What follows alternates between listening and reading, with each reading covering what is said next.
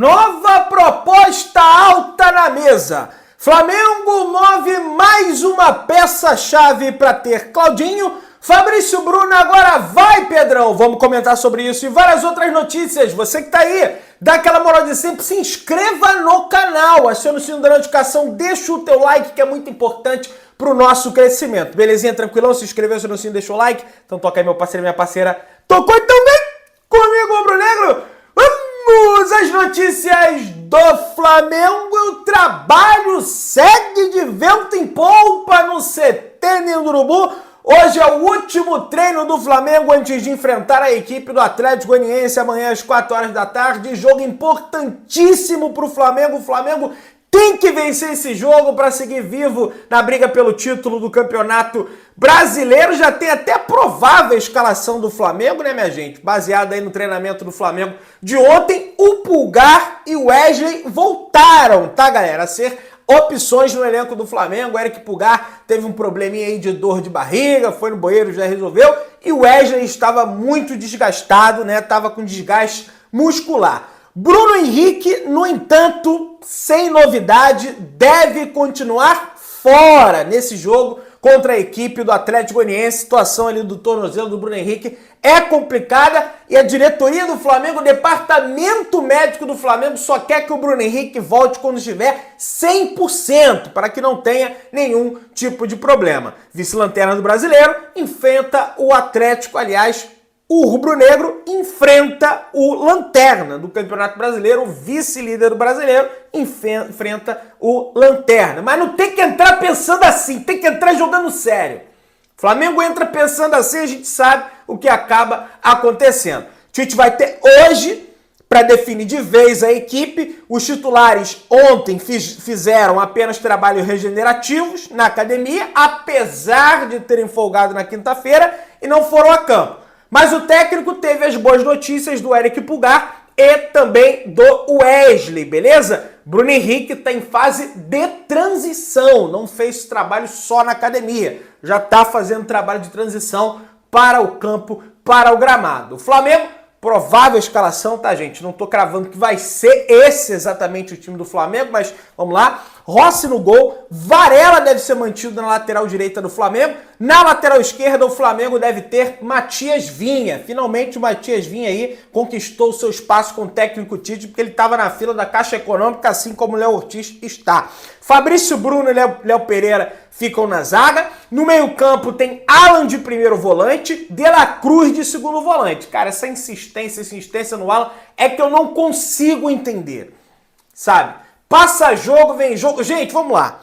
Qual que é o principal recurso que o meio-campista tem que ter? Independente se é volante, se é o passe. E o Alan vem pecando muito no passe. O Tite é teimoso. É isso que eu não consigo entender, sabe? Arrascaeta de meio armador, Gerson caindo pelo lado direito, Cebolinha lado esquerdo e Pedro de centroavante, rumo à conquista dos 40 pontos o Flamengo tem aí. O Botafogo, que é o líder do campeonato, enfrenta a equipe do Cruzeiro, dentro da sua casa do Newton Santos, do Engenhão, do Enche não, apesar de ser líder. A tendência é pontuar, é vencer os 3 pontos, mas vai que, né? É importante o Flamengo seguir pontuando e é importante também o Flamengo fazer saldo para passar o Botafogo no critério de desempate. Aí o Botafogo tem 2 gols de saldo em relação ao Flamengo. Vamos ver se o Tite vai fazer alguma mudança aí nessa escalação do Flamengo. Há quem diga que não vai ser essa escalação, que o Tite vai levar uma equipe reserva, porque daqui a pouco tem Palmeiras, depois tem o São Paulo no Morumbi. Eu, sinceramente, não vou entender nada se poupar contra o São Paulo no Morumbi para jogar no Allianz contra o Palmeiras, porque tem que vencer o São Paulo lá. Tem que vencer o São Paulo, tem que vencer tudo, né, gente? É chover molhado. Prestes a encarar o Flamengo no Maracanã, o Atlético Goianiense vem para o confronto com 7 desfalques, 5 por suspensão e 2 por lesão. Os jogadores são Alex Vinícius, Guilherme Romão e Emiliano Rodrigues por cartão vermelho. Alejo Cruz e Max receberam o 3º cartão amarelo. Bruno, Tubarão e Jorginho estão no departamento médico. Então vai pegar o Lanterna desfalcado por 7 jogadores. Então não pode dar mole, tem que vencer esse raio desse jogo. Um pouco mais de 46 mil ingressos já foram vendidos até o momento para esse jogo no domingo. A expectativa da diretoria é que pelo menos 55 mil pessoas estejam presentes no estádio do Maracanã. Lembrando que o Flamengo lidera a média de público do primeiro turno do Brasileirão 2024 com uma média de 51.235 pessoas por jogo. Depois vem São Paulo 43, Corinthians 42, não tem nem comparação com o Flamengo. Vamos avançando aí, pessoal. Aliás, pro jogo de ida da Copa do Brasil, as vendas para o primeiro confronto da Copa do Brasil entre Flamengo e Palmeiras já estão abertas. Os ingressos mais baratos custam 90 inteira e 45 a meia entrada, que são os setores norte e sul do Maracanã. É evidente que para o sócio torcedor é mais barato do que isso. Aí depende qual valor o seu sócio torcedor contempla aí nesse exato momento, beleza? Vamos avançando aí, vai ter QR Code, vai ter um aparato de segurança, aquela situação toda, afinal de contas estamos falando de Flamengo e Palmeiras. Voltando para o Flamengo e Atlético Paranaense, os goianos continuam pressionando a arbitragem e a CBF acabou escolhendo um árbitro inexperiente. O Wagner Mancini, treinador da equipe do Atlético Goianiense, e o Adson Batista, que é o presidente, né, é o CEO lá do Atlético Goianiense, alegam desfavorecimento de árbitros antes de enfrentar o Flamengo. No entanto, eles generalizam essa situação. Eu já falei sobre isso. Isso é para pôr pressão na arbitragem. O árbitro é inexperiente, né, que é o Gustavo Bauerman, lá de Santa Catarina, não pode cair nessa por Flamengo não ser prejudicado. Mas é aquilo, o Flamengo, lógico, tem que fazer a parte dele também. Arrascaeta entra no top 2 jogadores estrangeiros com mais jogos pelo Flamengo. O uruguaio está empatado em número de jogos com Sinforiano Garcia, do Paraguai, com 273 jogos com a camisa do Flamengo, e abaixo de Modesto Bria, do Paraguai também, que tem 369 jogos com a camisa do Flamengo. É o jogador estrangeiro que mais vestiu a camisa do Mengão. Pedrão, cadê o Pet? O Pet é o quinto jogador estrangeiro que mais vestiu a camisa do Flamengo, com 198 gols disputados. Será que o Arrascaeta vai bater o Modesto Bria, o paraguaio? Vamos aguardar aí as cenas dos próximos capítulos. Ao completar 18 anos no início de julho, Lohan passou a poder assinar um vínculo mais longo, segundo o Mundo Rubro-Negro, podendo assinar por 5 anos e com uma multa rescisória mais alta. Com um contrato somente até 2025, o Flamengo tenta estender esse vínculo até 2029 para blindar o jogador de equipes europeias. Em contato com a pessoa de dentro do Flamengo, o Mundo Rubro-Negro soube que a negociação está caminhando bem e foi negado que o negócio estaria travado, beleza? Por conta dessa situação aí do Sub-20. Por que não bota ele pra jogar? Os empresários travaram. Se travaram, que deixa travado. Que isso, Pedrão? Não. Empresário não tem que mandar no Flamengo. Quem escolhe o Tite, apesar de a gente contestar, quem escolhe o time é o Tite. A autonomia é dele, para fazer coisa boa e para fazer coisa ruim, bosta, que faz aí de vez em quando e que a gente tem que falar aqui no canal. Eu falo besteira também de vez em quando, que vocês comentam aí, vocês estão certos, ninguém é perfeito. Mas botar Alan, é um negócio realmente bem complicado. Pessoal, nesse primeiro turno do Campeonato Brasileiro, o jogador entre todas as 20 equipes da primeira divisão do Campeonato Brasileiro que mais criou chances claras de forma isolada é Luiz Araújo, do Flamengo. Isso contando todas as posições. Em 18 jogos, Luiz Araújo criou 8 chances claras. Depois está o Tomás Pochettino, do Fortaleza, com 7. O William, lateral do Cruzeiro, com 7 também. Enfim, é absurdo o rendimento do Luiz Araújo nesse primeiro turno, apesar que as pessoas reclamem dele, os números não mentem. É um jogador muito efetivo, beleza? O candidato à presidência do Flamengo, Maurício Gomes de Matos, divulgou na noite da última sexta-feira em vídeo em que se posiciona a favor da compra do terreno para o estádio do Flamengo que será votada no Conselho Deliberativo do clube na próxima segunda-feira. Sem dúvida nenhuma, será um marco na história do Flamengo. Vai ser um marco na história do futebol carioca, na história da cidade do Rio de Janeiro. Vai se revitalizar uma área absurda, né? Vamos aguardar aí as cenas de próximos capítulos. Portanto, mais um candidato se posicionando a favor da construção do estádio do Flamengo. Nessa altura do clube, não estou falando só do Maurício Gomes de Matos, mas quem vai se posicionar contra, né? Porque já existia um burburinho, um bafafá e que o BAP era contra, foi no podcast, disse que era tudo mentira, que é a favor, né? Mas disse que só não é a favor de SAF. Depois o Landim pegou, foi no podcast também, disse que não é a favor nada de SAF. Muita gente internamente do Flamengo nega, diz que ele tá mentindo, enfim, vamos ver essa situação, beleza?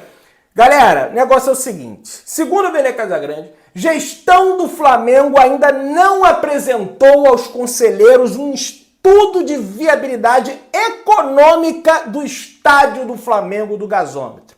Uma fonte de dentro da Gávea teria afirmado. Quem questiona é acusado de ser contra o estádio. Na segunda-feira, vai acontecer uma reunião no Conselho Deliberativo para autorizar o Flamengo a participar do leilão, pelo menos com lance mínimo, com lance próximo do mínimo. É brincadeira se entrar alguém no leilão aí contra o Flamengo também, né? Eu vi aí outro dia, para você ver como é pequeno, os torcedores do Botafogo marcando o John Textor e botando lá para ele dar um lance para atrapalhar o Flamengo pagar mais caro. Essa torcida, olha, é brincadeira, viu? E aí, é lógico que dentro do Flamengo tem que ter um estudo de viabilidade econômica. Isso não significa ser contra o estádio.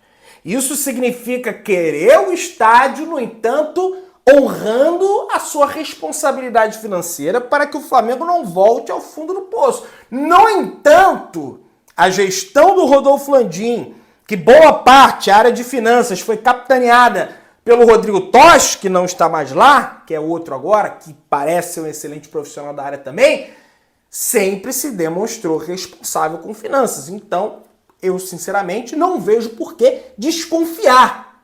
Afinal de contas, a dívida do Flamengo hoje, o faturamento do Flamengo é de 1 bilhão e tal, a dívida está em 200 milhões, em 100 milhões.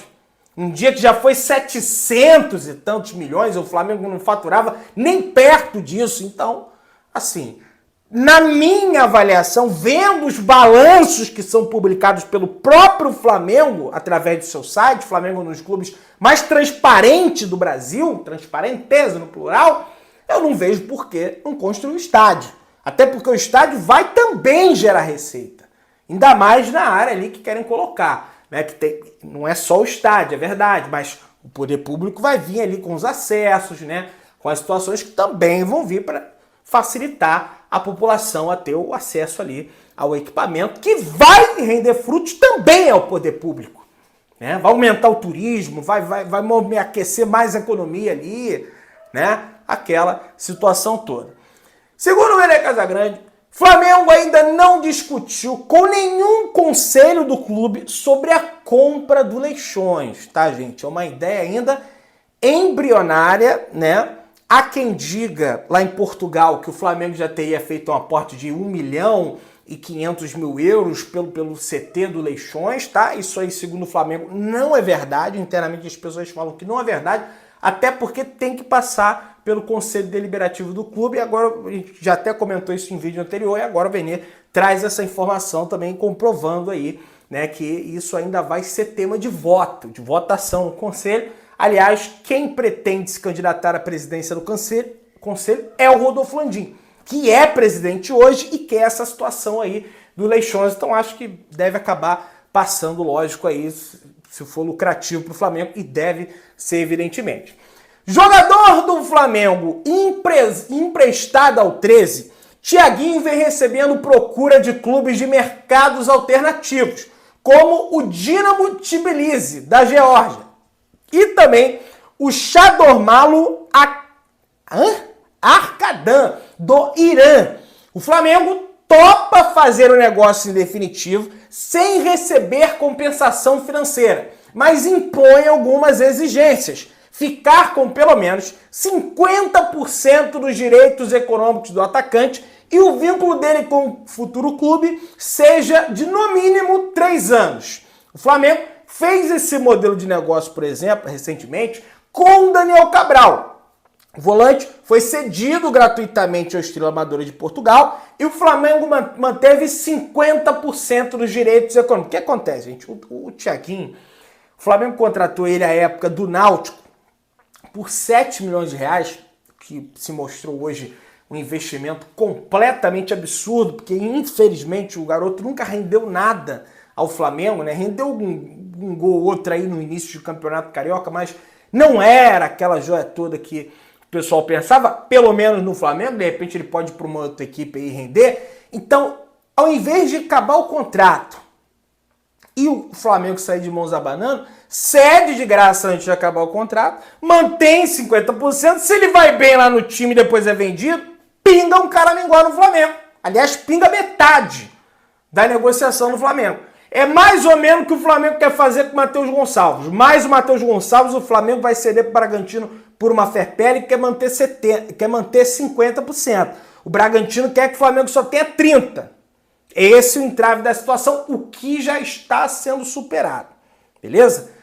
Muito criticado pela torcida do Flamengo, o clube carioca ainda vai pagar 2 milhões de euros, que dá mais ou menos 12 milhões e 200 mil reais, em julho ao Atlético Mineiro, referente à última parcela da compra do volante Alan. A equipe de Minas Gerais, né? Arena Galo Cego, The Voice, Arena The Voice, porque vão botar microfone lá, já recebeu cerca de 6 milhões e 200 mil euros, que dá mais ou menos 37 milhões e 900 mil reais. Então eles vão receber aí 50 milhões de reais do Flamengo. O Flamengo vai pagar aí, ainda nesse mês de julho, essa última parcela pelo Alan. Custou 50 milhões de reais e até hoje não rendeu o esperado. O Alan aí já está caminhando para 1 ano de Flamengo, né? Vai fazer 1 ano de Flamengo. Foi o Sampaoli que pediu a contratação do Alan. E até hoje, né, infelizmente, pelo menos na minha avaliação, não sei se é de vocês, rende aquilo que é esperado dentro do campo. Em negociação com o Flamengo, Claudinho volta a ser relacionado pelo Zenit. Meia viajou com o time para a partida contra o Rubin Kazan neste sábado pelo Campeonato Russo. Então vamos ficar atento nesse jogo aí, hein, gente. Vamos ver se o Claudinho vai ser substituído, vai ficar... Enfim, todo mundo vendo o jogo do Claudinho aí, né? Claudinho continua longe do Rio de Janeiro. Depois de ter ficado fora da partida contra o Krylia Sovetov, em meio às negociações com o Flamengo, o meia voltou a ser relacionado para jogar hoje contra a equipe do Rubin Kazan. A diretoria do Flamengo já tem um acerto com Claudinho e vive uma espécie ali de jogo de xadrez com os russos, segundo o GE.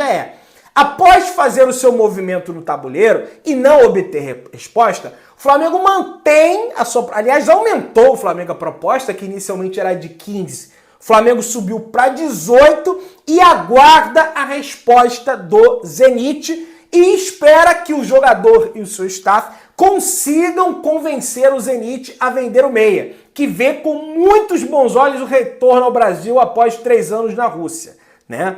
E aí, pessoal, depois de fazer uma proposta de 15 milhões de euros, 89 milhões e 100 mil reais, e aumentar para 18 milhões de euros, o Flamengo aguarda a resposta do Zenit e é o tal do xadrez aí, faz esse movimento no tabuleiro para ver se o Zenit vai liberar ou não o jogador, beleza? Não tem negativa do Zenit ao Flamengo, tem aí essa conversa nos bastidores, tentando, conversando, desenrolando reunião atrás de reunião, Zenit tentando renovar, não conseguindo, enfim, segue aí essa situação. De repente pode ter alguma novidade a partir dessa partida do Zenit hoje.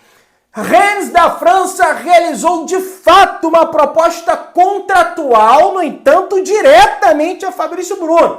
Flamengo aguarda a oferta oficial.